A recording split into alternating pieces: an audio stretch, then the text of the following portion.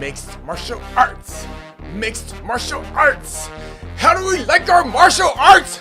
With really gigantic human beings! Yeah! Woo! Giants! That's how we like our martial arts. Gigantic. And we're getting those martial arts, Casey. It is tremendously exciting. We're getting every version of gigantic this weekend, Casey, because not only do we get the PFL Battle of Giants, but we also get a UFC card. A doubleheader coming at you on Saturday. And you know what time it is. It's time to talk about it, guys. Let's have some fun. Hi, I'm Jed Meshew, MMA Fighting. It's a great website, but you know that because you're here with us right now for the PFL Super Fights Battle of the Giants, Francis Ngannou versus Renan Ferreira fight card preview show, plus UFC Vegas 99 preview show. We're going to be talking not about all of it because there's a whole lot of fights unless you guys ask us those questions, but we're going to break down the big stuff, the big storylines, all the fun things to talk about what's coming up this weekend.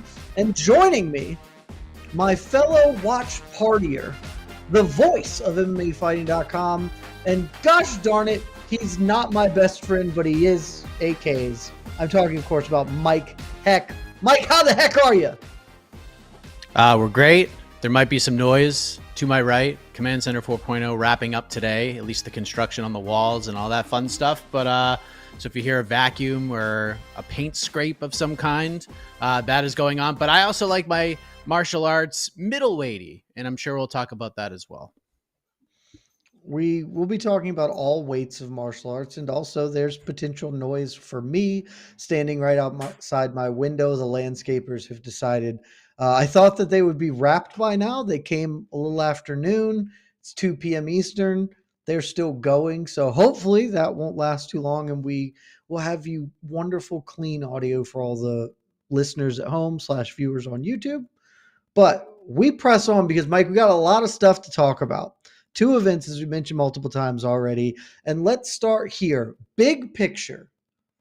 If you could only watch one this week, which are you choosing? Is it PFL Super Fights Ngannou Ferreira? Is it UFC Vegas 99? I mean, it's definitely the PFL, but I actually think that there's let me phrase it a different way then, Mike, because I think you're right. Like that probably isn't the best question.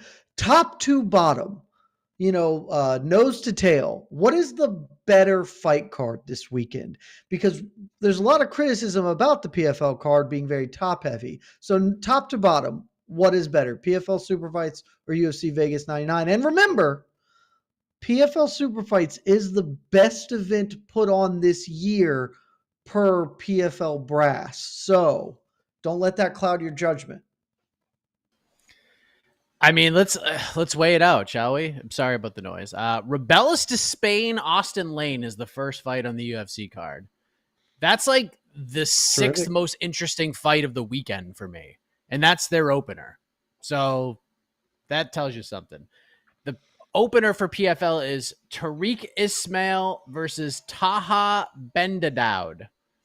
I got to be honest with you, even somebody who covers the up-and-coming scene, not as much as I would like to. I don't know who either of these gentlemen are. I don't know who most of the fighters on this card are until Rafian's disappointed in your disrespect for the Canadian prospect, 34-year-old Canadian prospect Tariq Ismail. You won't be best friends very long with that sort of critique of an 81 prospect. I've heard of Nacho Campos.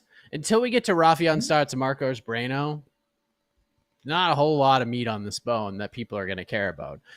UFC, I mean, but again, Rebellis to Spain is kicking off the main card. Then we go to Super Melly, who a lot of people know. Jessica Penne is back. Not a terrific fight. Your boy Gian Masamoto is fighting Brad Katoda.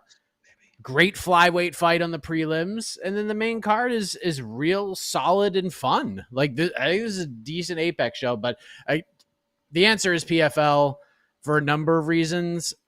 I actually feel if I had to predict, the question was, what do you think will be the more fun card, top to bottom? from a viewership experience, I actually think the UFC is going to be the more fun card, which is crazy to say when this fight card per the PFL is the greatest fight card of the year. It's better than 300. It's better than Noche. It's better than the Sphere. It's better than 308. It's better than anything the UFC is going to do this year. But I feel like the UFC in the Apex on Saturday will be a more viewership-friendly experience than the PFL pay-per-view is going to be. I mean, look, historically, you're obviously probably right here. PFL has not had the best viewing experience, even with quality fights. I do think it's hilarious that they are purporting this to be the greatest card of the year when I don't think this card on paper is even as good as their previous super fight offering, the original champ versus champ evening, and that wasn't amazing, mind you, but I do think on paper it's better than this one. But nonetheless, we are going to start with the PFL. And so for you just tuning in, we're going to do PFL. We'll pop over into the UFC and then we'll ask questions or we'll answer questions at the end. So we'll cover everything, but we got to start with the biggest, both literally and metaphorically, the biggest fight of the weekend. Francis Ngannou returning to MMA after like almost 3 years off functionally at this point in time, taking on Renan Ferreira, PFL champion, sort of, because it is the most recent PFL heavyweight champion in the titular main event Battle of the Giants. These two fellas weighed in. They faced off not that long ago, Mike, and it's a bit ridiculous to call it what they're doing, but these are two extremely large gentlemen, and they are going to hit each other very hard until one of them is no longer conscious. And so there's a lot of storylines, a lot of angles we could take about this fight. But let's just start with, to me, the biggest question. The single biggest question I have this weekend is, what happens if Francis Ngannou loses tomorrow? It's a disaster. It's an absolute disaster. What's kind of tough about this is if you're the PFL, you should be promoting this, and they should be asking these questions when they're doing interviews with somebody else. Like, what if Francis loses? This is the promotion, right? This is what it's all about. Instead, they're saying, well, it doesn't matter if he loses because we don't control anything. We don't make the fights. We don't do this. It doesn't matter because if Francis loses, like, that's the outcome that's supposed to happen. And on we go. The wheel just continues to turn. And I completely disagree with that. They're in big trouble if Francis loses this fight. They need him to win badly. It's been a tough year for PFL. There is zero buzz. There's very little buzz for this card. The way they have promoted this has been absolutely atrocious. They've done it ass backwards. They turned this into, hey, two big guys fighting each other instead of being the lineal heavyweight championship fight. Instead of saying, hey, Francis just got brutally knocked out. Like, what happens if he loses? What happens if he wins? And asking all these different questions, talking about the importance and the stakes, not just for this fight, but for the brand, for the promotion. This is the most important event in the company's history. This needs to deliver. Even if the rest of the card is a slog and there's an hour between fights like they typically do, if this doesn't end with Francis Ngannou knocking out Renan Ferreira, this is a bummer. This is real bad for PFL. Dana White will be laughing his ass off if Renan Ferreira knocks out Francis Ngannou, and that is not good for anybody. We need PFL to be good. We need them to be... They're not going to be competitive with the UFC for a very, very long time. I don't even know if I'll have a hair left on my head by the time that day comes. But if Francis doesn't end the festivities tomorrow with a knockout, might as well just rip all the hairs out of my head and just skin it, because it ain't coming back, and neither are they. So they're just going to slow downhill spiral. So it is very, very, very bad if Francis gets nuked.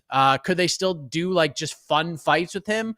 Sure, but you're not selling one more pay-per-view with Francis. I don't think you're going to sell a ton tomorrow anyways, but you're not going to sell a single pay-per-view with Francis Ngannou involved if he goes out and gets run over tomorrow. So it's a disaster if Francis loses tomorrow.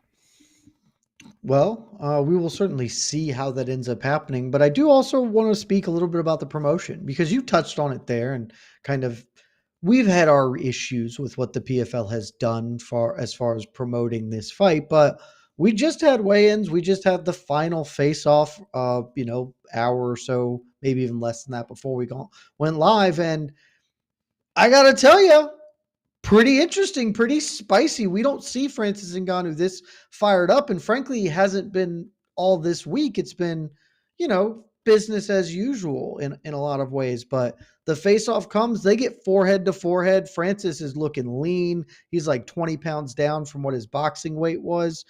How much has today made you more excited or interested in this fight? Because I'll be honest, I'm up a little. I'm a little higher than I was an hour ago after watching kind of Francis feel like he's got energy, which he has not felt all week to me. It was good. Like it was a good face-off. That was the moment when you bring in Battle of the Giants. Like that's what their tweet should have said when they showed the clip of this face-off. Battle of the Giants. This event should not be called Battle of the Giants. It's ridiculous.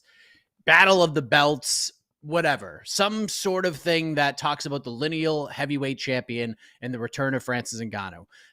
Them promoting this as just a battle of big dudes fighting each other does nothing for the casual audience. And the way they have promoted this card in general is for the casual viewership and for business experts. Don Davis is on Bloomberg trying to sell stock in the company. It's absolutely ridiculous. And all the interviews that Francis and these fighters are doing are not with the MMA media. They're doing them with like the same casual sites that the UFC uses because that's brilliant. They're trying to add to their enormous fan base while it's the PFL's a big job. Their first priority is to get the ones who watch everything hooked on their product. You got to get us first. The UFC's already got us. They don't need to promote towards us whatsoever. Once in a while, you want to throw UFC 300 at us. You want to go to the hardcores. Cool. Once in a while, we get that. But for PFL, they need to attack the hardcore fan base first. Then, as you get a little bit of buzz, then you can go towards the casual audience. But their whole approach has just been ass backwards. If this is about the lineal heavyweight title and then how big these dudes were today and throughout this week, that's one thing. But they did it backwards. They did it Battle of the Giants. Look at these big, huge gentlemen who are about to punch each other in the face. And now this week, over the last 48 hours, Peter Murray, Don Davis are both using the words lineal heavyweight champion. It took them this long to introduce that term. So it's been a rough kind of hang, but the face-off was very good today. Francis had some spunk. He had a little bit of gusto. I thought it was funny when he asked Renan who the king was, and Ferreira just goes, "Problema!" It was just good scenes. It went on a little bit too long. I love Dan Hardy. I think he's a tremendous analyst, but man, one question in and out. The UFC nails these things. They nail the length of the press conferences, and they nailed the ceremonial weigh-ins. Just in and out, one question. What are your final thoughts? If Francis wants to grab the mic and say, "Hey, who's the king?" And then Problema yells, "Problema." Francis lays down the final thing. That's it. Get out. Put the microphone down. Get away. But then it just turned into a podcast interview, and that kind of soiled it a little bit for me. But the face-off itself was really good. I liked it. Yeah, we give the UFC a lot of guff. They at least understand that the pre-fight or the final face-off stuff, that is the culmination of the promotion. We're not still promoting at that point. This is here's a fixed end. Tomorrow it's game time. Let's go. Would have liked to see a little more, but frankly, I was just excited to see Francis lively because he has not been demure or anything like that this week, but it has been very business as usual. And this should not, in my mind, be that way. This is his triumphant return to the sport where he is the lineal king of all fighters. And so it should be a bit bigger, a bit more exciting. I know he has a lot going on personally, and so maybe that's played a part, but to see them kind of get to this spot finally, it added a little extra to me because we'll talk about this later. Not a lot of fighters have been doing great promotion for this card. And this felt like the first time that, okay, they're really trying to make something happen here. Mike, we got a ton to talk about. So instead of diving further into this because other people can ask questions, we'll leave it right here. What happens tomorrow night in the main event of the PFL? I think Francis gets him out of there in like 7 minutes or less. He should win this fight. He really should. I talked about this on BTL, and I know Grant Dawson is a teammate of Renan Ferreira, and he didn't necessarily agree with those takes, and I totally understand why he would feel that way. But there's a reason why the betting odds are where they're at right now, and there's a reason why I think it's kind of sucker money coming in on Renan Ferreira. I think people are just kind of blown away, and it's the recency bias of the MMA community. They saw Francis get nuked by Anthony Joshua in his second pro boxing match after boxing Tyson Fury, which just saying that sentence into a live microphone is absolutely ridiculous and insane. Having said that, Francis has a lot of ways to win this fight. Sure, could he get clipped with something by a guy like Renan Ferreira? Sure. But this man is very focused. That's one of the things that I have noticed about him throughout this week is I don't think necessarily doesn't want to take part in any of the fight week stuff just because he wants to fight. He's fighting for so much more, and I don't think he's going to give Renan Ferreira the fight that he wants. I think Renan Ferreira is saying sort of the right things. I know he spoke to Guilherme Cruz saying like, yeah, maybe I'll wrestle. I don't think he's going to go in there and try to wrestle Francis Ngannou. I could see a very real war where Francis Ngannou goes in there and tries to wrestle Renan Ferreira. So I think he's going to fight this very smart. And I think Ngannou wins. I think he knocks him out, gets a finish, whether it's a straight nuking or a TKO, kind of leaning more towards the TKO right now. But I think Francis should win this fight. Let me ask you this, Jed. If Francis Ngannou loses to Renan Ferreira, how is this the worst loss of his fighting career, just based on his resume right now? And I'm not trying to take anything away from Renan Ferreira. We're looking at the actual resume of guys he has lost to. This has to be the worst loss of his career, right? Probably. So it will be the worst loss of like quality of opposition, because currently that's Derek Lewis, and I think that Derek Lewis has at least kind of established himself long term as a more successful fighter than Renan Ferreira is. Unclear if you want to be like, well, look at where they were at when the time, like maybe Renan Ferreira just has gotten better the past couple of years. It was just very, very possible. It's hard to tell because not everyone is fighting everybody else. That's sort of the nature of the beast here. In that way, yes. I mean, but I also think it depends, because the Derek Lewis loss is so bad because of how the fight went. It was just a misery to watch that you could sell me that is worse in a lot of respects, but probably. Fortunately, Mike, I also don't think that's going to happen. I too am on Francis Ngannou this weekend. And let me tell you, money keeps coming in on Renan Ferreira. Friends over at FanDuel, I was shocked to see that the money has poured in on Renan, because when we talked about an Obets Bard this week, I was like, you could convince me on Renan, but I'd like that price to be a little higher. That was when Francis was like minus 350. We're looking at FanDuel right now. Francis minus 260. The comeback on Ferreira is less than plus 200 at this point over at FanDuel. Money keeps coming in on the big fella, and I'm interested to see if that will continue to happen or if that's going to level off, because like you, a lot of questions. I won't be stunned if Ferreira pulls this off, right? Francis has been out of the cage for almost 3 years. Last time out earlier this year, he was devastatingly knocked out. But historically, he has a very good chin. Like, he should be able to kind of hold up to the blows from Renan. I also think he can, like you said, go to the grappling if he wants to.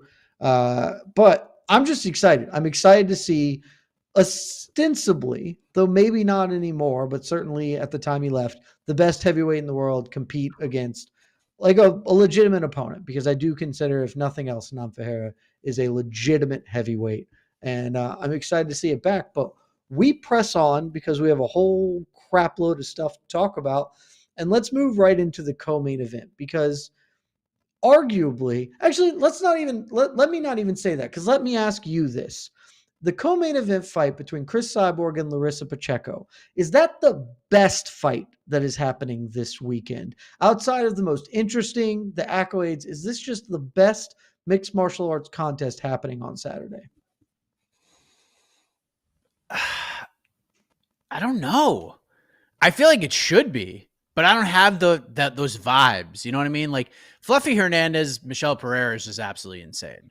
It's just such a ridiculous fight, and it's two perfectly meshed styles. Now, I know the stakes are not what this Cris Cyborg, Larissa Pacheco fight is. I know there's no super fight title on the line, but like Hernandez, just talking to Fluffy Hernandez and just his excitement to be into a cage with a guy like Michel Pereira, who does, as he says, backflips and shit, is just the best. Like, it's just pure excitement. This guy is ready to fight and give the fans a show. Cris Cyborg doesn't even look like she wants to be in Saudi Arabia. And that's what's kind of concerning about this fight. When you talk about what today and what this week has done for the main event, I think today really helped with that face-off. I think the image of those two guys going forehead to forehead is going to be a good thing to at least gauge interest tomorrow to some degree.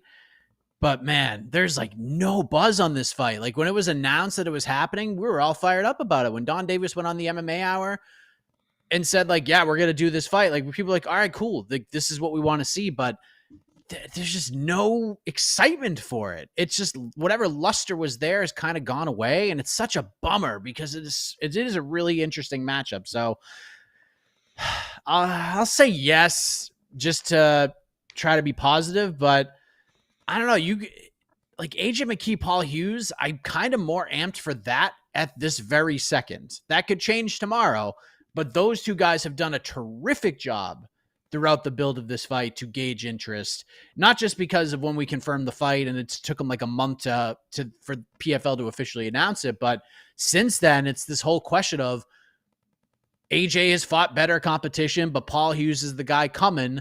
And people saying this is too much too soon. And the confidence that Paul Hughes has brought to the table has been absolutely incredible. So I love everything those two guys are doing. But Cyborg Pacheco, I'll say yes, but they haven't really done anything to show the masses that this is the fight of the weekend.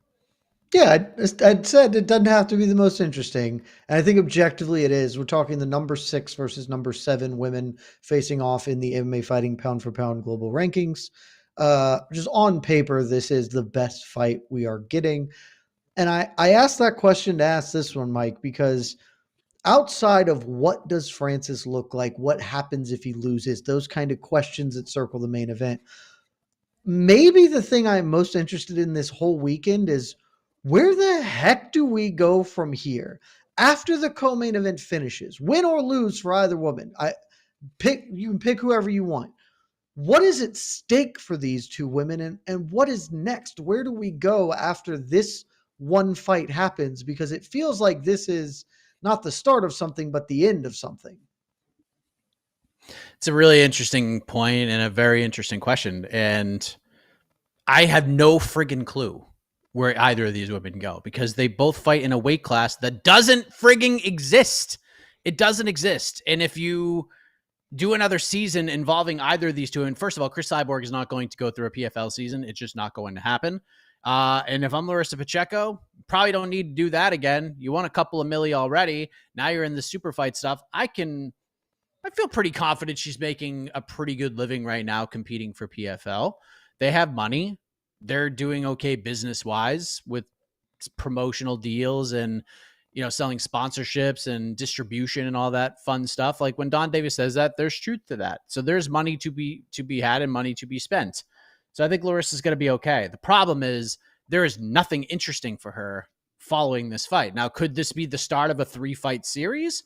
That I could be interested in. Cris Cyborg is saying she's got 3 fights left and then she's done.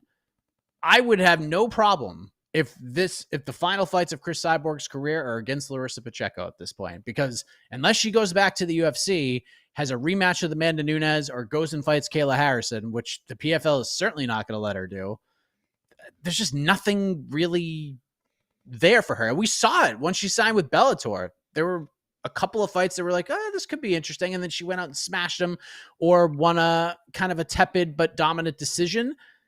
There's just no excitement really in the future for either. So maybe this is the start of a 3-fight series. I'd be okay with that. I actually didn't think about that. And honestly, that is the most optimistic view I've had that I've heard. Because my thought was much worse than that. Where it's like, if she comes out and this is a competitive, exciting fight and they run a rematch and there's alternating winners and we can do 3, that would frankly be a fantastic way for Cyborg to end her MMA career.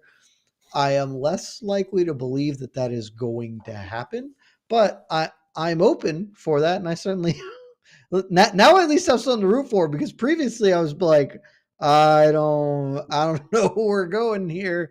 Cyborg, what are we doing? So okay, now I don't feel as bad about this. But like I said, we have a lot to touch on, and I do want to touch on a couple of other PFL fights before we jump over to the UFC. So let's just get right down to it. How do you think this fight goes tomorrow? Particularly if you think there could be a 3-fight kind of trilogy here.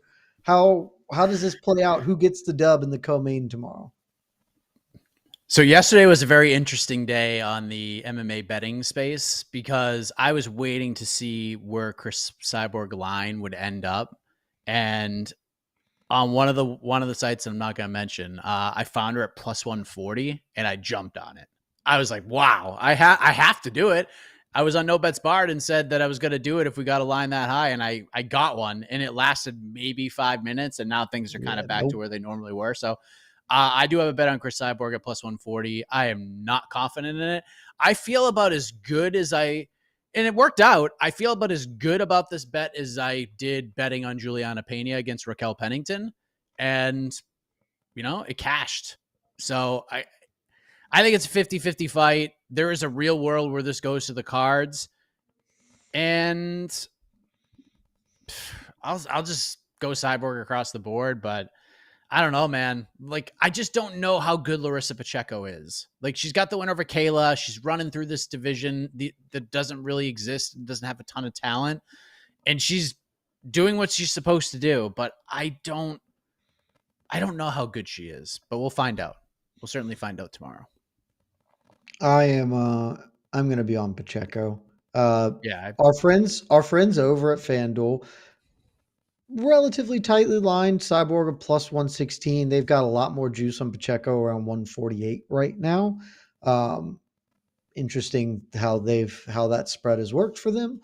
But I'm on Pacheco in part because of something that you touched on earlier, that a lot of comments have been made.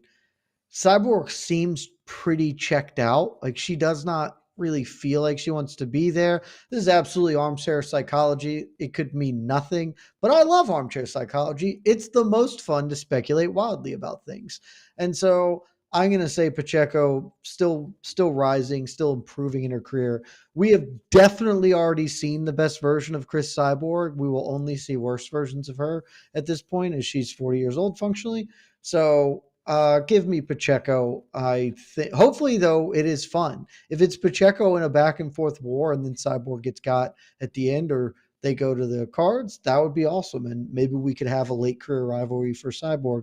She's never really had a career rival. Pacheco has Kayla Harrison, though that rivalry was certainly odd. Cyborg has never really had a rival. There was talk forever with Ronda, and then that fight never happened. And so that would be a great way for her to end her career. But can I ask you a question? Yeah, shoot. Ask you a question. I, as people know, like, when I place bets, I'm a silly goose. Like, I don't have any insight. I just place, like, go value and have fun. What are your thoughts on this line? Will the fight go the distance? Plus 200 for yes. I feel like this is very possible to go to the cards. So I feel like plus 200 is like, when I look at that, I feel like I might be dumb for not taking it, Yeah. So, I mean, in a very basic sense, plus 200 is a 33% probability of happening. Like, that's the implied probability there. So do you think 1 in 3 times it goes to the cards? I think this is a 5-rounder, right? I think 2 of 3 times it goes to the cards. Yeah, it's a 5-rounder. I would say this is a 5-rounder. I had to make sure, because the last time they did this, it wasn't. They were weird super fights. 5-rounder, I'm less interested in that bet. 5 is just so many rounds. There's just Cris has been in so many 5-rounders though, and has gone to the card. Even when she batters these women around, she's still going to the cards. And Pacheco's last fight against Makatinov, however you pronounce that name, I'm sorry if I screwed that up and you're listening, went to the cards. I would say that's close to fairly lined, but I see where you're coming from, and Okay. certainly take a stab at it. If you I think it's might. like 2 to 3 out of chance that it happens, definitely take a stab. You're getting great odds at that rate. I should just take it because I'm wrong about everything I bet on, and that means the fight will end in like 40 seconds and like a spinning back fist knockout, which would Plus be incredible. plus take it for the content. We're doing the watch party tomorrow. Have that up for the content, baby. Let's go. Uh, we're all about team content here at MMAfighting.com. But I do want to talk about one other thing in the PFL, and I guess before we get to the thing I want to talk about, which is obviously AJ McKee, Paul Hughes, there is another title fight, a third title fight happening in this event. Absolutely feels like the forgotten stepchild of the rest of these fights because of what it is. But do you have anything that you particularly want to say about the middleweight championship fight between Johnny Eblen and Fabian Edwards, a rematch of a fight that happened like 18 months ago or something like that? This is an important night for Johnny Eblen. This is because for some, we've all been very high on him. And for quite some time, a few of us had him as the number one middleweight in the world. Right. And then he had this fight with Fabian, and Fabian won the first 2 rounds on a couple of the cards. And then Eblen just did Eblen things and got him out of there in round 3. And then Eblen bounces back and he has that fight with Ipika Sanganai that was super close. And there were a lot of people who felt that Johnny Eblen lost that fight. So being signed to this whole merger has kind of hurt him. I'm not trying to like dump on PFL. It's just the unfortunate circumstance of what this has become, right? Because you try to put on these Bellator cards and then they're having to cancel the cards. PFL doesn't have a middleweight division. They have very few middleweights on the roster, and whoever you took over from Bellator, you're only going to take a few of those guys. So there's really nobody for him to fight right now. So we're already going back to rematches, and you know, this needs to be a showcase fight for Johnny Eblen. I would say that's the biggest thing I'm looking for. Can Johnny just go in there and just run this man over? And I know Fabian is tough, and he has a very good ability of slowing things down, and he's very smart in there. He's very calculated. He's got very good fight IQ. But can Johnny Eblen be the Johnny Eblen that was the number one fighter at middleweight for a lot of us on the global rankings? And for him to do that, he needs to go out there and run Fabian Edwards over tomorrow. And he should win this fight. That's why he's a minus 400 favorite. And I actually think that's lined a little low. I actually think he should be closer to minus 500 just because of what we saw in the last fight. Fabian had a great night. Johnny Eblen had a terrible night and still got him out of there. And that means something. But for the overall landscape of how people view the organization, their division, and Johnny Eblen as a whole, he needs to go out there and have not a good night. He needs to have a fantastic night tomorrow. Yeah, I firmly agree. This, like you said, it just needs to be a showcase. He has lofty aspirations. There's lofty expectations on him since he beat Gegard Mousasi. And if you go back and look at his resume, the last little bit it's still impressive, not to take that away from him. It is a good run. He is one of the best fighters in this weight class. But if you just look at that and say, actually, Gegard was very clearly past his prime, his run's starting to smell not nearly as sweet. Decision Gegard, decision Tokov, the very tough fight against Impa. Like didn't look good against Fabian Edwards the first time. He needs a dyed in the wool, no doubt about it, sterling performance to remind people that when he says things like me and Sean Strickland are the best middleweights in the world, it just depends on what day we're in the gym and going against each other. That's not an outlandish claim, because he goes out here and has another tepid decision. They're just not going to take him that seriously anymore. He has got to put a stamp down with authority. I am hopeful he does that because I'm betting on Johnny Eblen tomorrow. So the last big thing to talk about, it is your main card opener for the PFL. And frankly, one of the fights I'm more excited about this weekend across any organization, AJ McKee, Paul Hughes. You already talked a little bit about this, but kind of my intro question here is this the fight that has the most heat on it? Because these two dudes have been selling this fight all week long in a way that nobody else has been, really. It's got the most heat on it, but in the best possible way. Like, this isn't trash talk. No one's talking about each other's families. It's not personal. This is just two competitive guys thinking that they are better than the guy they're about to step into the cage with. And that's what I love about it so much. AJ McKee, the wily veteran, who, in my opinion, could be a way bigger star right now if the ball wasn't dropped after he won the Grand Prix and beat Pitbull to win the featherweight title. But he's still a really good fighter, and people still have questions about him because you don't see him that much. And then he goes out and did what he did to Clay Collard at PFL versus Bellator, and everyone's like, damn, like AJ is kind of back. Like the Bellator versus Rising card, like AJ was fun. He was a different cat. Like lightweight AJ McKee is a whole different fighter. So now I have to cut all that extra weight. And then you have Paul Hughes, who comes in dressed to the nines. He's dressed like a star already and just has this incredible confidence about himself. Like when he says the things he's saying, this isn't like Ian Gary. And I believe, just knowing Ian Gary and have talked to him in person multiple times, like I believe Ian Gary when he says things. Some of it might sound outlandish, but Paul Hughes, you could see in his eyes, like this ain't scripted. This is off the top of the dome. This is pure confidence from this man. And he really feels like he's going to go in there and just run over AJ McKee and then go fight Usman Nurmagomedov and become the lightweight champion sometime in 2025, which is, if he pulls this off, Jed, like he is going to get, by far, is going to get the biggest bump. And Paul Hughes, if he goes out there and beats AJ McKee, I think outside of obviously what happens if the main event ends in a big finish, Paul Hughes is the story of the weekend, honestly. Outside of Ngannou or Ferreira, if it ends in like a big knockout. That main event goes to like a decision and it's not that great. Paul Hughes could be the name we're talking about come Monday as the guy who stole the weekend. I don't even think that's up for debate. I think Paul Hughes, if he gets a win, Paul Hughes has the most to gain this weekend.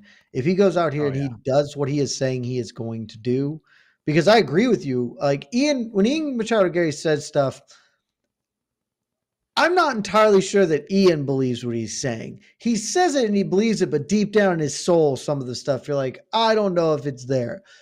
When Paul Hughes says something, Paul Hughes believes. Doesn't matter if anyone else does, he believes it. And if he can back that up, I think he just has the most to gain. Renan Ferreira, if he goes and knocks out Francis, that'll be great for him. He can call himself the lineal heavyweight champion.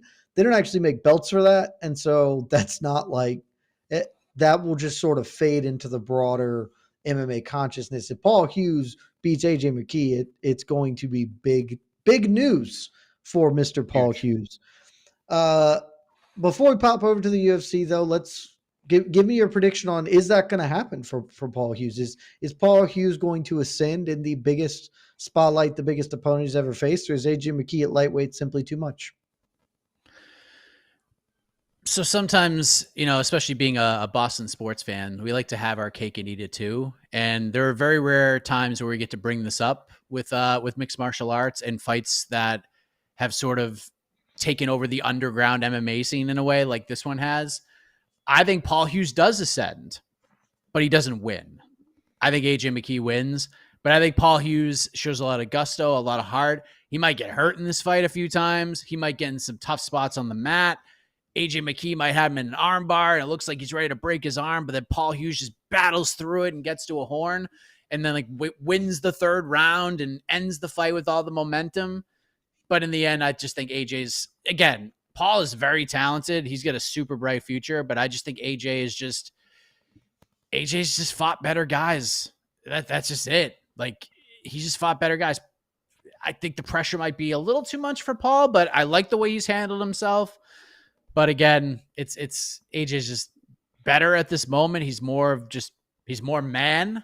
Paul Hughes is becoming man, but not quite man. AJ McKee is man. So I'll go with AJ McKee. What a phenomenal breakdown. I am also on AJ McKee. I have a bet on him. I just think AJ McKee is one of the best fighters in the world. And Paul Hughes, he's got a little learning to do. No knock on him. Bright future. Still a young kid. But AJ McKee is the real deal. And I expect him to look very, very good tomorrow. We could dive into the rest of the PFL, but we're just not going to. We've broached it. This is a have and haves not card, or however you say that appropriately. I'm pretty sure I butchered that. The main card is exceptional. There are 4 very important fights. The rest of this, we know why it exists. We don't need to knock it, but we don't need to spend our time talking about it, especially when we have another pretty good fight card this year. You see behind me, I've got one Meshew star for the PFL card. I do think the main card warrants that.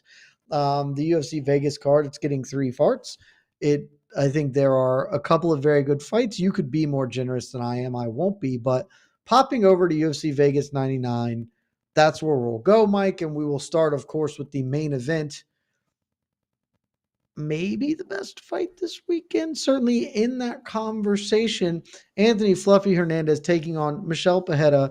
And so let's just ask that. Is this fight rank the main event of Vegas 98 among your fights to watch this weekend list, including the PFL? How high up is it in these fights you are interested in seeing? It's probably it's either 2 or 3, based on just there's no way this fight stinks. There's just no way. It's a car crash is what we're gonna get. The only question I have about this fight is how long will this car crash last? Is it gonna last 2 minutes? And if that's the case, then Demolador is gonna do the damn thing, or is this gonna last 12 minutes where Anthony Hernandez weathers a storm, does Fluffy Hernandez things, and just wears out Michel Pereira before he does the mercy stoppage type deal, like late in the fight as Michel Pereira is gasping for air. The fight's gonna be so good, man. I can't wait for it. I'm looking forward to it in just like a circus kind of way, because this is not gonna be the most technically savvy fight. This is 2 dudes who are just gonna brute it out in there. And the thought of either of these 2 guys fighting Dricus du Plessis in the foreseeable future just puts a big smile on my face. So I'll say 2 or 3. Obviously, Ngannou Ferreira is 1. This probably 2. AJ Hughes 3, and then I'll put right at this moment, and it could change tomorrow, Cyborg Pacheco at 4. You don't have to defend yourself. It's however you want. And this fight bangs. So you're never going to have to defend wanting to watch Michel Pereira do stuff, because he's a lunatic, and I love him. I love him so very, very much, because Demolador rocks. I am extremely excited for this fight. I think this fight is going to be really, really fun. And how dare you suggest that this won't be a technical masterpiece? Have you seen the capoeira of Michel Pereira? I think that is a ridiculous thing.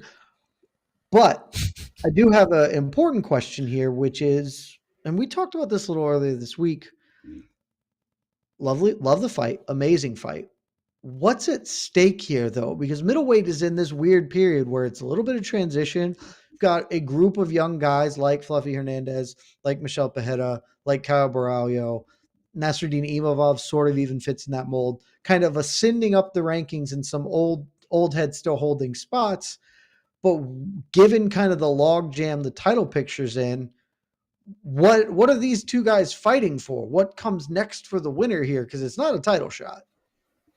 No, it's not a title shot, but I actually think the winner of this fight gets put in a terrific position, because yes, Kyle Baralho went out there and had a fun main event with Jared Cannonier, and Brennan Allen and Chris Curtis beat the hell out of each other. Nasruddin Imavov beat Chris Curtis or Brennan Allen in Paris. And the thing about the sport is, what have you done for me lately? Now, we know neither of these guys are going to go past Rebel Whittaker or Khamzat Chimaev, but if these 2 dudes go in there and beat the shit out of each other, and then one guy finishes the other, and we're leading off the UFC post-fight show about talking about how great this fight was and how incredible of the performance of the winner was, that is going to last long, because as of right this second, there is no other big-time middleweight fight on the books outside of Robert Whittaker and Khamzat Chimaev, which does not affect this fight at all, because those 2 guys are going to go in there and battle. Winner's going to get the winner of DDP versus Sean Strickland. And guess what?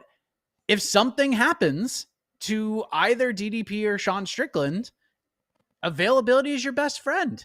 It is just your best friend right now. And if coming off a crazy fight that I expect between these 2 guys, I think they're in a really good spot right now. Hernandez is an interesting cat. I would like to see him more active, but I understand why he is not as active as most would like him to be. And then Michel Pereira is just, he's a delight. He's a delightful human being when it comes to the fist fighting. So I actually think no title shot, but a big fight is coming the winner's way.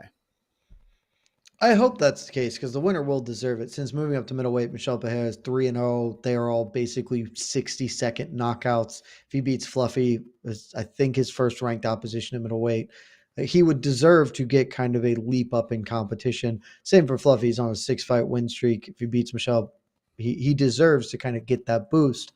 I am a little concerned about whether that will happen just because it seems like Kyle Baralho right now is the inside track for the biggest fight. Maybe, Israel Adesanya, something like that. There are other names out there, but we'll see. I think they will deserve it. I'm not as confident as you that they will get it, but I certainly hope that you are right. And so, Mike, let's just answer the important question here. Who is going to be the guy who gets that opportunity? What happens in the UFC Vegas 99 main event tomorrow? Man, it's such a tough one to call. And it's mostly for the reasons that I just mentioned. Can Anthony Hernandez get to round 3? If he gets to round 3, he wins this fight. And he probably stops Michel Pereira. And he's tough as shit. He hasn't lost since Kevin Holland beat him. And that was a long time ago. That was well over 4 years ago. And he has just done nothing but run dudes over since then. So I'm going to go with Hernandez here. I understand why money continues to come in on him because I think a lot of people have the same questions, right? Like Hernandez has beat some pretty good dudes and he's done it in the exact same style. Goes in there, takes a couple shots, and then just overwhelms you with pace, and not a boring pace, a just pace that he puts on where you just completely feel bad for the guy he's fighting because he just sucks the life out of you. And when Anthony Hernandez says, I could do 10 5-minute rounds, I believe this man. 5 is nothing for him. Absolutely nothing. I don't feel the same way about Michel Pereira, even though he doesn't have to cut that extra 15 pounds. So the pick is Anthony Hernandez. The pick is a finish, probably mid-round 3, but there's a very real world where I am wrong about this, and this fight only lasts 2 minutes, and it ends with Michel Pereira standing over the unconscious body of Anthony Hernandez. It would be sick because I'm on Michel Pereira. Of course you are. I've loved Demolador forever. He's on my fantasy team. It won't, like, you're right. If this fight goes longer than, honestly, even 10 minutes, that massively favors Fluffy. But Pereira has been very good at defending takedowns his whole career. If Fluffy is forced to work on the feet, he certainly can, but I would favor Demolador there. And I think he's just, dude, it's a very what have you done for me lately, but when your your 3 wins in the weight class are all 1-minute finishes, I'm prone to support you moving forward until someone proves they can outlast you for longer than 60 freaking seconds. So give me Demolador and let us move on down to the rest of this card because we could talk about the co-main event. I do think the Rob Font Kyler Phillips fight is obviously a very, very good fight. 2 ranked opponents at bantamweight, one of the best weight classes in the sport. But Mike, I want to put the ball in your court and I want you to give me 3 fights, your best 3, the best of the rest from UFC Vegas 9. What are the 3 fights you are picking out to be the ones that you're most interested in, the best fights, whatever your criteria are, but give me the 3 fights you'd like to talk about to wrap up our Vegas 99 discussion. Rob Font Kyler Phillips is obviously the number 1. Great co-main event. It's a legit co-main event. 2 ranked guys. Rob Font still is pretty good. Kyler Phillips is a guy on the rise. And let's just kind of see where we're at with those 2 guys. I've been very fascinated with the rise of Charles Johnson this year. He's low-key the breakout fighter of the year right now. If he goes out there and beats Sumaderji and gets a finish, puts him to 4-0. Hadn't thought about that, but that could be. Dude lost 3. He fought 4 times in 2023, beat Jimmy Flick, and then lost 3 in a row, and was basically on his last legs. He was on the he was basically it. Like he loses to Azat Maxim, which he was heavily favored to lose, or he was a heavy underdog in that fight.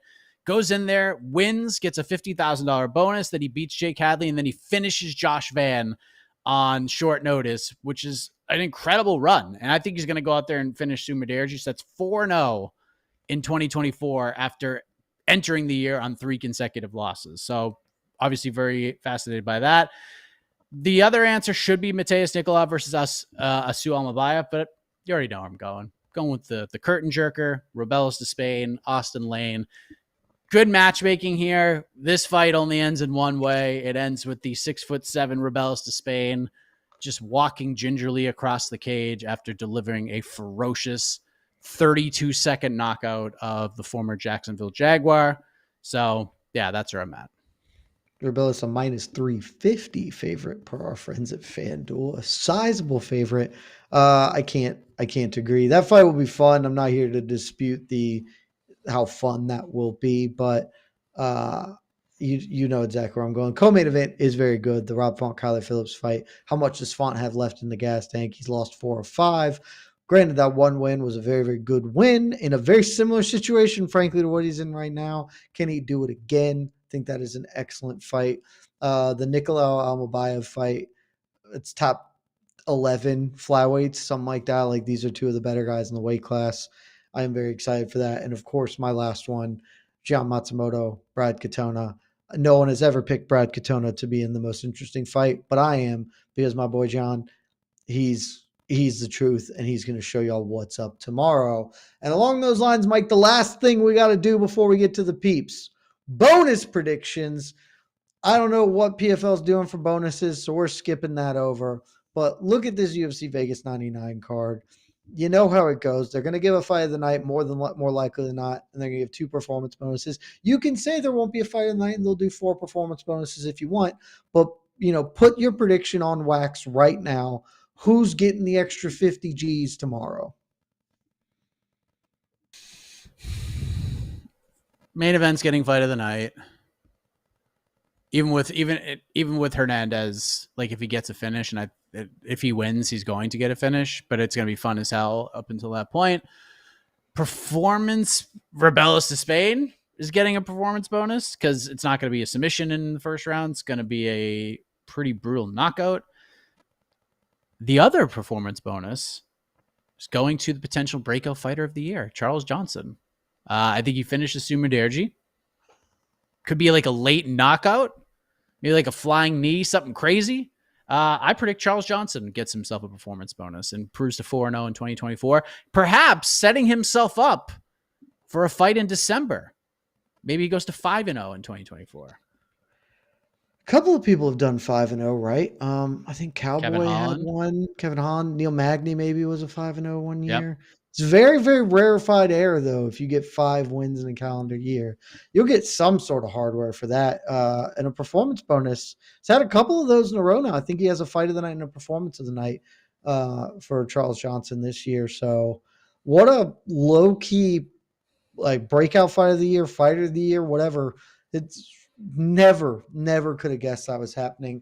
I'll agree with you. Main event fight of the night. Actually, I won't, because I'll say main event. Michel's going to get it done. Performance of the night.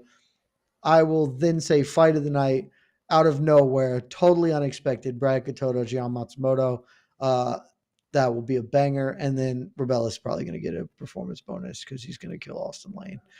They're certainly setting him up to do that. So let's just go ahead and assume that is how things go. And now where we go, Mike, to the peeps. Casey, hop on in here. And everyone tuning in, if you got questions, now is the time. You know the deal. Super chats get priority.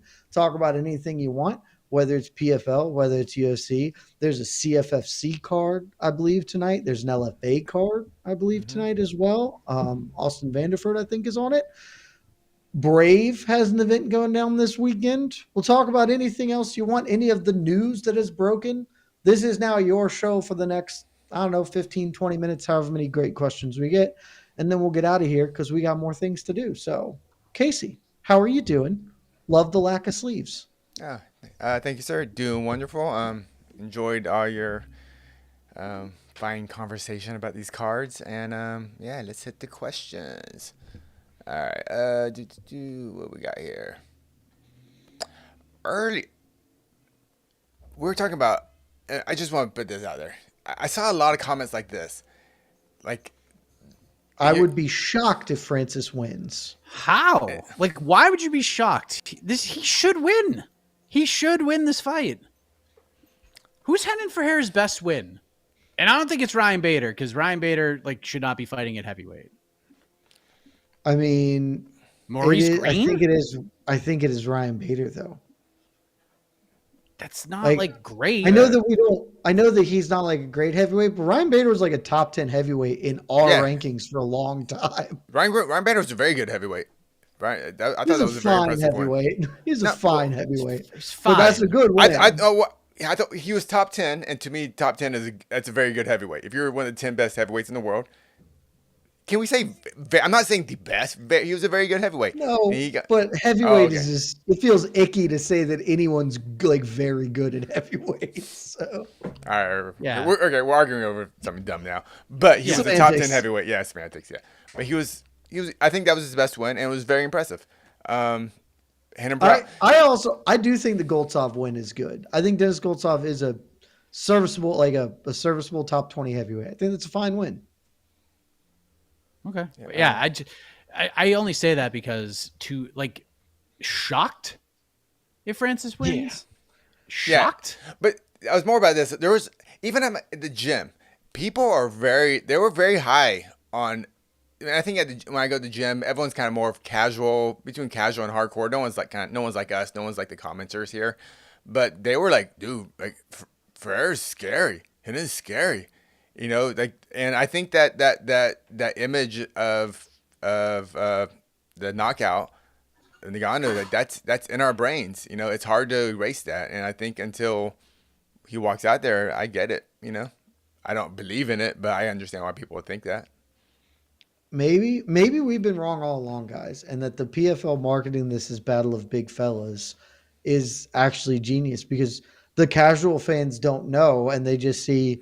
That man is 6'8" and bigger than him. Bigger. He's bigger. He is a larger human being and thus should win. Maybe that's gaining more traction than I thought it would, frankly. But you should not be shocked. I'm firmly with Mike on this one. Yeah. Not shocked. You shouldn't be shocked if Renan wins either. They're big boys. They hit hard. Francis coming off a KO, been out for 3 years from mixed martial arts.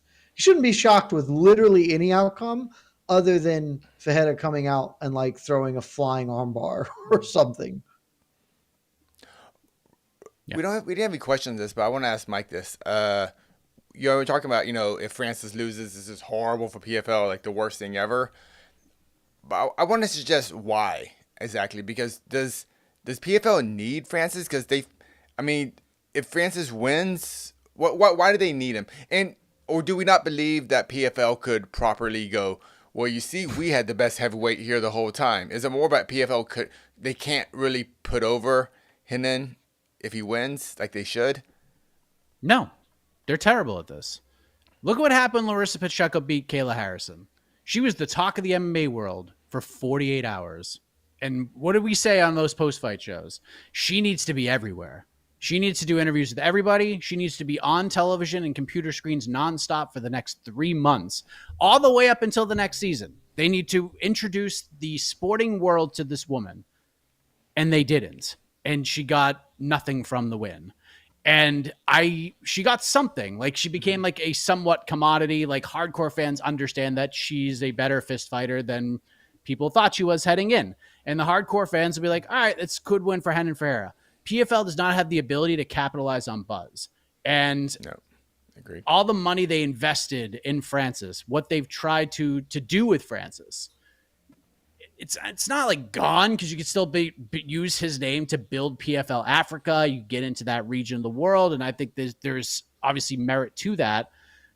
But it's tough, man. When you spend all that money to bring this guy in, and then he goes and you let him box twice. You let him box twice. You had him at the high. He was the talk of the MMA and combat sports world after he beat Cyril Gane. The whole 2022 was the Francis Ngannou story. Where's he going to do? He's going to re-sign with the UFC. We're going to get the John Jones fight. Then he says, F you, UFC. I'm out. This is my choice. Vacates the belt. Signs with PFL. We're like, all right, cool. And we find out like all this stuff that has happened. And then he goes and boxes Tyson Fury. And he knocks Tyson Fury down and fights this guy to a split decision. And he is higher than he could possibly be. That's the time you throw him in the cage. You let him box again. And then he goes and boxes Anthony Joshua and gets run over.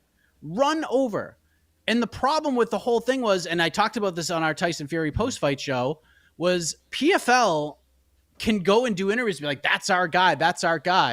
But at the same token, he didn't have a single fight for PFL.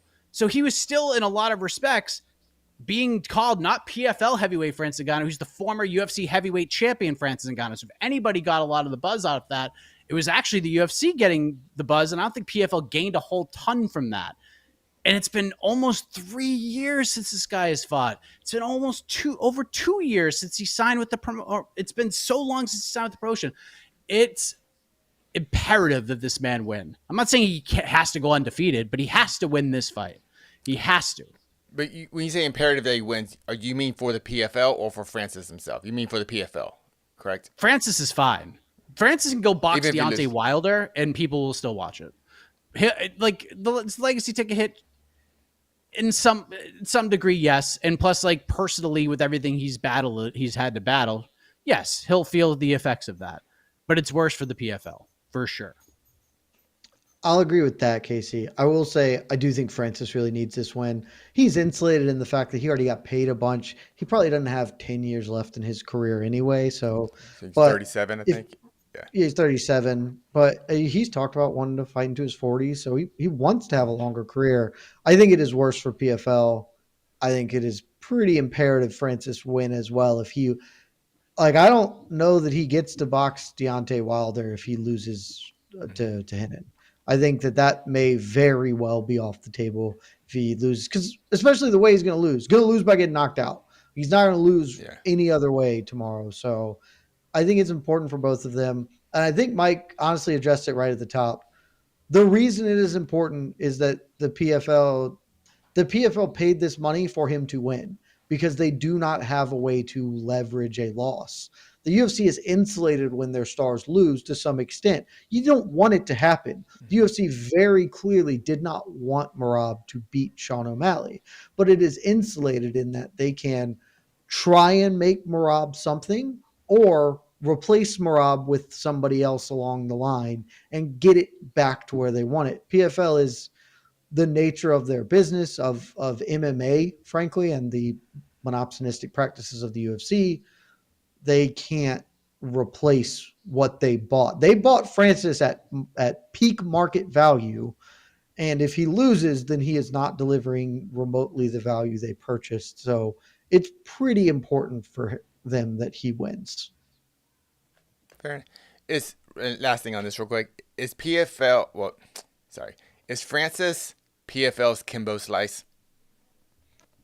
I don't think that it will be that catastrophic. You know what I mean. I don't think it will be that catastrophic if he loses. I don't think this will be the business is done tomorrow. I think it will be a pretty massive hit towards them. But at the same time, and this has been a discussion a bit on Twitter and stuff, the PFL is kind of two businesses. They are ostensibly a fight promotion, and they present that to the fans and to us. We kind of rate them as that. They're also just like a venture capitalist idea. And so like their real business is not honestly selling pay-per-views or it is presenting themselves as viable to angel funds and seed money to get a big influx of money, not so much in the same way that like other promotions need things to turn profits. They just need the idea of them to be realized. And Francis is a big piece of the idea of them being significant. So when Don Davis goes on whatever program he was on and is like, we have the same number of high quality fighters the UFC does, go look at these cherry picked things. That's not being told to us, the fans. That's being told to potential investors. Like, hey, look, we are worthy of your capital to be entrusted with us. And a big piece of that is Francis being Francis. And if he loses, that they can't really salvage that. Okay. Okay. I'm just kind of wondering because PFL they have Francis Ngannou, they have Jake Paul, and yet no, of course Jake Paul is never going to fight in PFL, Never. and They have and I Amanda just Serrano too, who will never fight in PFL. yeah. Like So they have all that these names that they signed to fight, and none of them have fought. yeah, that's what I kind of mean. Just so Francis is finally getting this fight, but PFL's what? So has he been signed to PFL for almost 3 years now? Like it was pretty January, much Two, whatever it almost two. was, so two, about almost two two years, full. 2 full years. Yeah, I'm just kind of wondering. I'm not picking Francis to lose, but if he does, I'm very curious how the PFL business model, venture capitalist content machine works. It's very interesting. From the They'll business just say perspective. stuff if he loses. Like they'll just say stuff and pretend like it's okay, but it won't realistically be okay. I don't think. I could be wrong, but I don't think Yeah, so. I think You want to know what I will be shocked by is if Ferreira wins and they turn him into something. Then I will be shocked. That will be the most shocking thing that could come out of this. Dude, and if he wins, there's bones there to turn him into something. He just got a massive win over the lineal heavyweight champion. He's 7 feet tall and a very muscular young man. He knocks people out in brutal fashion. Like there's a lot promotionally to work with there. I am Sure. not certain that they can though. Yeah, because they're gonna be like, they're gonna ask for things that are impossible. Like they're gonna call John Jones, who has zero Yeah, interest in fighting Renan Ferreira. he should. He should have a lot of interest in fighting him. In fact. all right. Thank you, Mr. Boza. Super chat here from good friend Terrence Leverett. Terrence! I wish the new rules started with the max fight. I want to see Ilya get soccer kicked. If Cyborg loses to the person Kayla beat twice, will she retire? So, Mike, we did kind of touch on this as far as the future. What do we think the chances are of Cyborg win or lose just saying, I know I said 3, I'm just done. I want to go do the boxing thing. I'm out on MMA. Do we think that's possible? I don't know. It's so her situation is so weird because you see her on social media and it's not obviously her tweeting, but somebody will tweet about all the issues going on between the promotion and Cris Cyborg. And then you ask anybody who works for the PFL, they say, well, we've talked to Cris a million times. She's wonderful and we have a great relationship.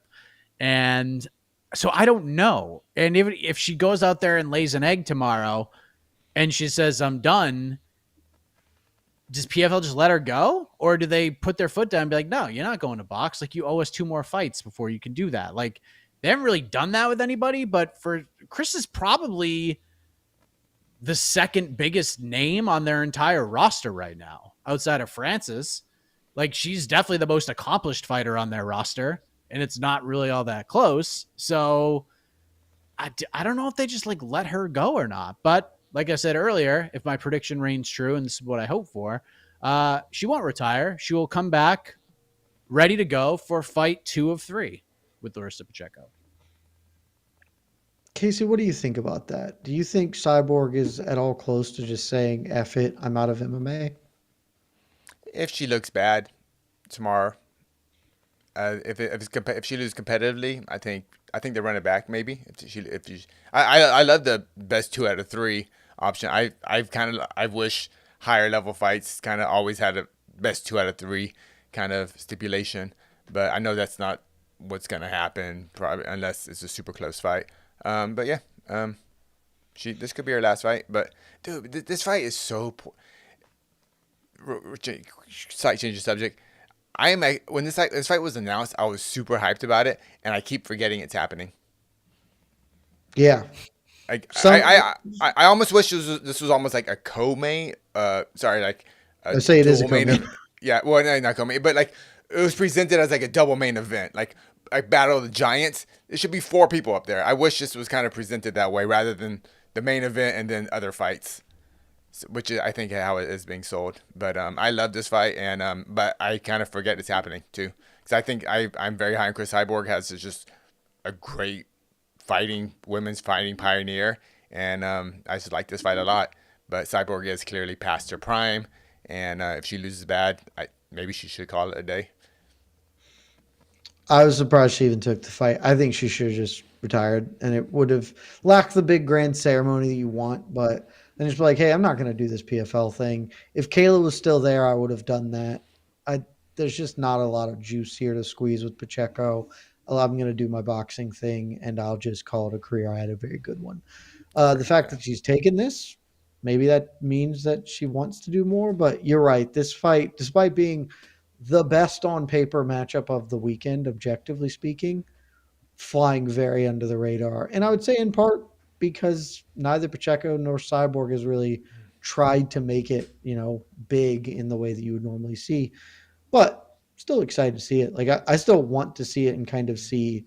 We don't get to watch either of these two women fight like genuine opposition, and we're finally getting to. It's a very big, exciting fight for me. Yeah, Amanda Nunes just kind of ruined the aura of Cris Cyborg to a certain extent because she just went out there and obliterated her. And it was just like, okay, she's human. She can lose a fight. And she got in that one real bad. And they didn't get to run it back or anything like that. She would end up fighting Felicia Spencer and, other fights that like people didn't really care about. And then she signed with Bellator and it was kind of cool, but like, Julia Budd is I know you said this a lot, Jed, like a legit featherweight. And then just all fights, she was like minus 900 favorites, even like rematches from fights that she just destroyed the woman she fought. And we're running that back. Like, I don't know. It's nice to see a fight involving her that is like somewhat intriguing. It's been a long time. Yeah. Yeah. Yeah. We talked about this on No Bets Bar, Mike. This is the first time Cris Cyborg in her career, as far as I could tell, is a betting underdog. This never happened until this moment in time. Yep. Wow. The closest she was Gina Carano. She was like a minus 260 favorite or something like that. I looked it up. Like Carano and Nunes were both the tightest she's been. Everything else, she has been somewhere between a big favorite to a prohibitive favorite, except this one, her first time being an underdog. Pretty wild. Yeah, just to go back in time a bit for our newer fans. I don't know if you can just find interviews or promotional material, but I don't think fans realize how big when Carano fought Cris Cyborg and I think San Jose sold out. That was like, I think, such an incredibly high moment in the sport of MMA. So yeah, I just thank you for reminding me of that fight. I forgot how awesome that fight was and just the hype behind it. And it was a really fun fight. Yeah, and it was awesome fight. What do we got here? How long we got? Man, we got. Drop your questions in, guys, because we won't go for much longer. So if you smoke them while you got them. Oh, real quick, so we can. Yes. What time does PFL main card start? 4 p.m. That is correct, Yuri. It does start at 4 p.m. Yes, the watch party starts at 4 p.m. Great question.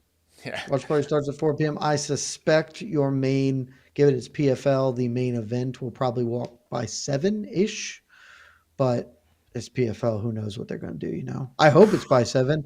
I'm trying to watch UGA play Texas at 7:30 tomorrow night. So if it's later than 7, I might be slightly disgruntled for that main event. Yeah, I really hope they've been paying attention to the fans in that regard because the production has been atrocious for them. Like, it's such a slog to watch those cards. And the one thing Bellator always did well was, especially with the prelims, it would just be boom, boom, boom, boom, boom, boom, boom. They don't even do that anymore. That's a slog.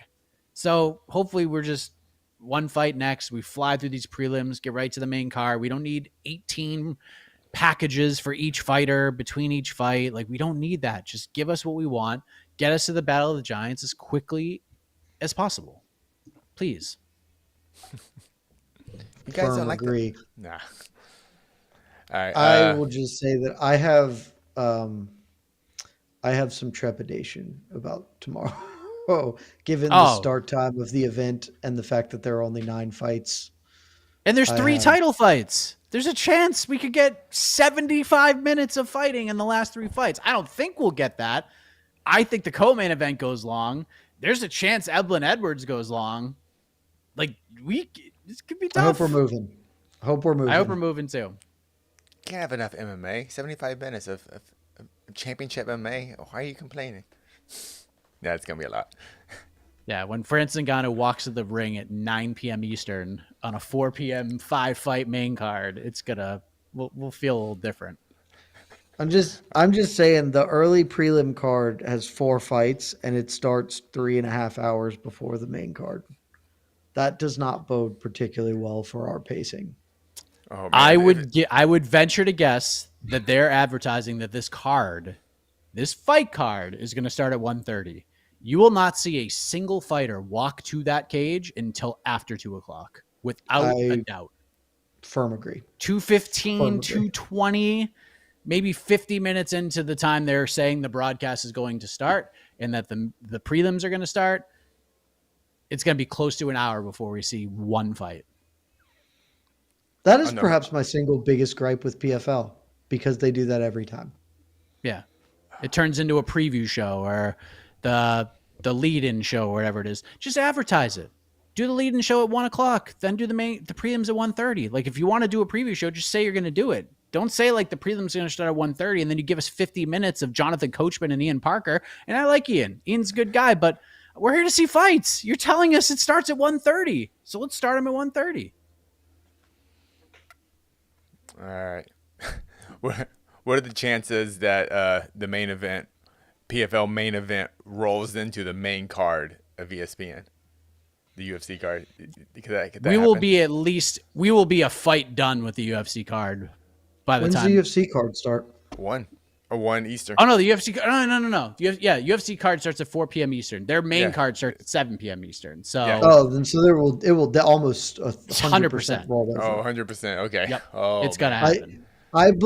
My best guess is we're getting Ngannou at 7, and that's like me being hopeful. Darren Elkins, Daniel Pineda will have either started or have happened by the time the PFL main event ends. Would be my guess. It's funny, when we start the PFL watch party, we're gonna be actually watching Robella's fight, probably most likely. That'll be Yes, you're absolutely correct. Yeah. Rebellis will be done with his fight before AJ McKee and Paul Hughes begin fighting, would be my guess. Yeah, most likely. All right, 2 more comments before we get out of here. I'm not sure what this is.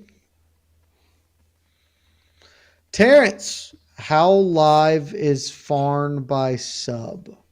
I believe he's thinking Fran. And who's Fran? I'm here to tell you, as a person who likes to have fun, I have a bet on Francis by submission just for funsies. Plus 1,500. I got it. So just for fun. It's like the smallest sprinkle that has ever been sprinkled, but we're gonna do it. Think about how it will be so fun though if you hit, and it can happen. Big Fran's got natural submission flair. So he did to Curtis Blades once upon a time. I was in attendance when he submitted Anthony Hamilton. That was the first UFC event I ever covered in Albany, New York. Francis by sub. You get a Kimura on him? Is that what it was? Kimura, yeah. Yeah. It was the most hulking Kimura I've ever seen. Yeah, I can see Francis by Kimura. Yeah, That's one of my favorite things when they were like, yeah, he learned that literally 10 minutes backstage. We were just doing stuff and we were like, hey, this is it. And then he just went out and did it. I was like, yeah, this guy's going to win a belt. That was the night I was like, this guy is going to win a belt. Okay, and our last comment before we get out. This one's mainly for Mike. Toby Zer. If Francis wins, should he cut a promo calling out John Jones? Thank you for saying this is for Mike, because I'm out. Mike, take it away.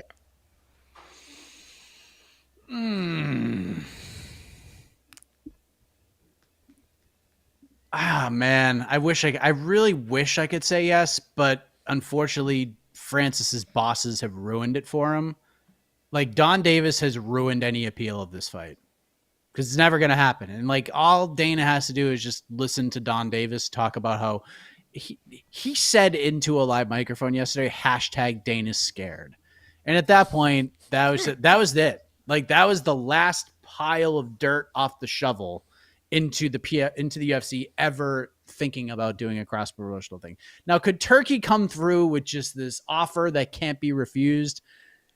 Maybe, but when you're dealing with a guy like Dana White who doesn't need Turkey's money, he doesn't need anything, it's going to be, and plus he's as stubborn as he is. And again, as a fellow Boston guy, I understand it. I am not as stubborn, but I am a very stubborn individual myself.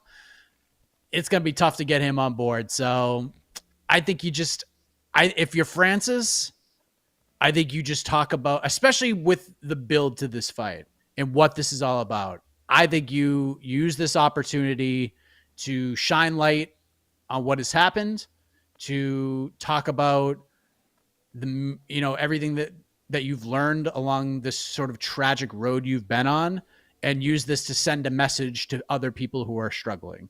More Paddy Pimblett post-fight interview as opposed to Paddy Pimblett like pre-fight press conference, if that makes sense. Like, shine a light on something positive because of everything you've dealt with. Unfortunately, Don Davis and company have ruined the John Jones thing. So I think a Francis call out of John Jones would be insincere and ridiculous. And I actually think it would seem un-Francis-like in this moment. Yeah, I don't do it. I don't know what he will do. I suspect it would just be something about. I'll tell you the name son. he should call out. He should call out Vadim Nemkov if he's going to call anybody out. Because people will be like, ooh, all right, the gusto on you, Francis. Because Vadim, I think, is the fight that even like just when I was doing Heck of a Morning more often than not, that was the one everybody wanted. They want to see Francis versus Vadim after he moved up to heavyweight. They're like, that is the most interesting fight from a stylistic perspective that he can have right now. So if you're going to call somebody out, call that dude. Like, that's fun. Yeah, I'm not really into... Yeah, sorry. No, I'm not really into champs calling out anybody because I think they're the champ. You don't call out people. But I do like the idea if he just kind of... I'm hoping for a feel-good moment if he wins, and then kind of like just a big... He can just take a big breath now. Just like, oh, I did it. I'm still Francis freaking Ngannou, and I'm kind of hoping for something like that. I think that's the most likely thing we'll get. Casey, I would disagree in this specific instance that I think he needs to be elevating someone up to him. Not like in the UFC, you don't have to do that. Whoever it is, you're right, in PFL. is there, but like he needs to give somebody the leg up to get up there on that platform with him. That being said, I actually think the path to go is, shout out your son, do that part. If you're going to make a call out, make it Deontay Wilder. Say, hey man. Oh yes, you're right. I know you're thinking about leaving boxing. I have unfinished business in boxing. You and I have talked about this for a while. If you want to do it in here, we can do it in 4-ounce gloves, and I won't take you down, I promise. But you're co-owner of the PFL. We need to do this before you walk away. I think that would be the way to go, because that's a fight I am oddly interested in seeing. So particularly now, honestly, given how shot Deontay is in boxing, Francis has like a chance, maybe. I don't know. Hit the music. I mean, Case, you just hit the music, man. That no notes. Jed wins the day. Like I don't know why. Like I mentioned it earlier too, but yeah, it's 100% Deontay Wilder. And if you want, I would actually be stunned if he doesn't mention Deontay Wilder's name. That would shock me if he goes out and wins and doesn't say Deontay Wilder's name. That would stun me. Here's how I would have Deontay be there. Too late to do that if this was not already part of the plan, but he's an investor in PFL. It would make sense without being a forced, he's cage side for this to set something up. Like, he's just a guy who's involved with the PFL at this big event in Riyadh, but there's also the little upside if you want to make something happen here. So I don't think that's likely because I don't believe he's there, but I would have gone that far with it. I think it's the clearest thing in the world for me. And that's it. Let's get out of here, Casey. We've talked for a long, long time, like $1:20, something like that. I don't even know how long we've been going. Been a hot minute, but we had a hot amount of stuff to discuss. PFL Super Fights, Battle of Giants, Ngannou versus Ferreira, UFC Vegas 99. We're coming at you with all the coverage tomorrow. We've got a watch party for the PFL. We've got live blogs for the UFC. We've got post-show. We've got people's pre-fight Q&A. We got all sorts of stuff happening tomorrow. So keep it locked in and fighting for recovered. I want to thank Mike Heck for letting me host this fun little ride. I want to thank EKC Leiden for having no sleeves and no mercy. I want to thank both of them for just partying their asses off right now. And I want to thank you for tuning in. Stick with us all weekend. We'll see you tomorrow. Love y'all.